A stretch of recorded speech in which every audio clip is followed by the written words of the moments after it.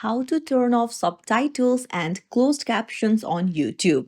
Hey everyone, welcome back to the channel. If you are new here, don't forget to hit the subscribe button and turn on the notification bell to not miss any updates. In today's video, I'll show you how to turn off subtitles or closed captions on YouTube.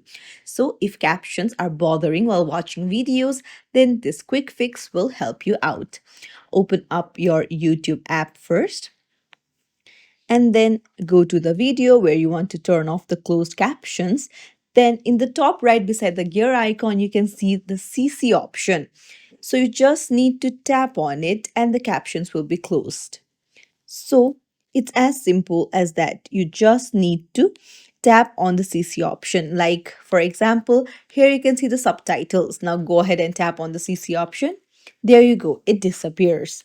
It's as simple as that. If you found this tutorial helpful, don't forget to like the video and subscribe to our channel for more tips and tricks.